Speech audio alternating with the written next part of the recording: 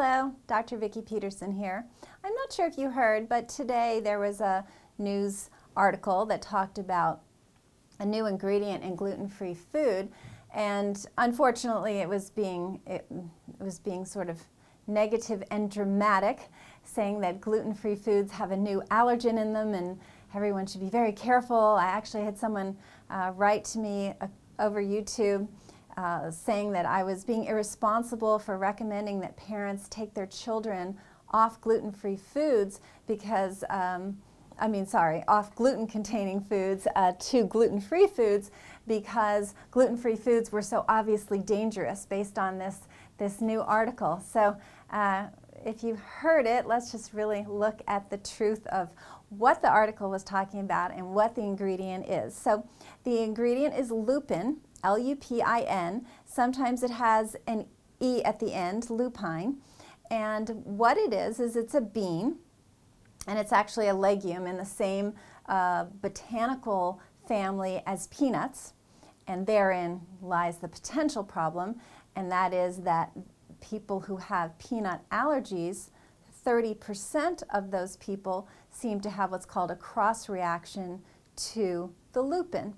And 1.3% of the population has a peanut allergy, and therefore a third of those people could potentially have a reaction to this ingredient. So it's certainly important for those individuals, and certainly if you are a parent with a child that has a peanut allergy.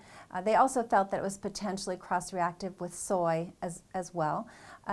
But specifically for the peanut allergy, it's good to know what this ingredient is, because if you see an ingredient and you've never heard of it before, you wouldn't necessarily jump to the conclusion that it was a legume that was related to peanuts, certainly. So the good news about this product, it's been around for a very, very long time. There was no allergic response to it at all until 1992, so pretty recently in the grand scheme of things. And it is high in protein, it's low in fat, and so it's been used in Mediterranean foods for a very long time.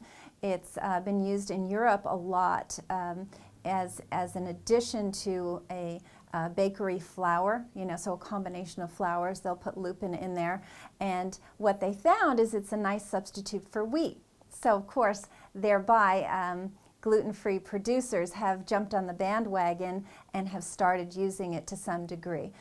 Personally, I don't do a lot of processed foods in the gluten-free arena, but I haven't seen it, so it might be being used in a very small amount, but I'm pretty good about reading ingredients, and I haven't seen it yet. So this could be very, very new on the market and just in a handful of foods now. But if it catches on, we'll be seeing it more and more. And it certainly is important to know what ingredients are, and especially, once again, if you have a peanut allergy.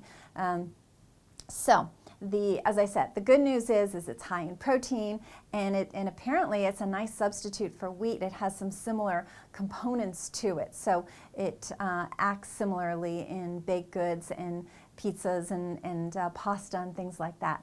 So there you go. What else did I want to tell you about it? Oh, this is important. So, in our ingredient list, allergens are listed in bold. So you'll see wheat, milk, soy. Those are in a bold font on our ingredient list by law.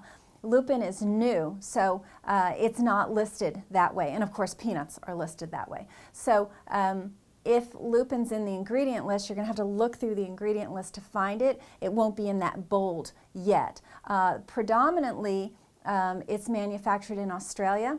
And in Europe, apparently, they do have it as a known allergy, but not in US, Japan, Australia, or New Zealand. So in those 4 countries, it's not listed as an allergen.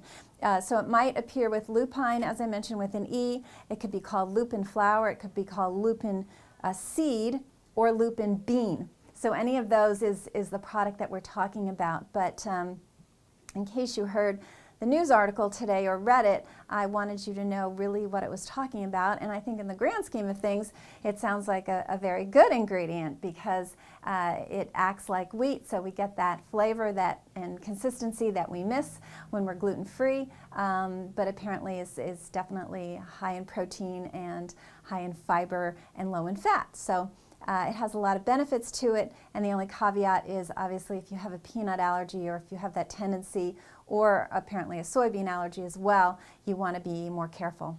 So I hope that provided some good information, and let us not get overly dramatic when we hear these news reports, but rather read them thoroughly and see what they're really talking about. But I'm here to provide such clarification, and I hope that helped.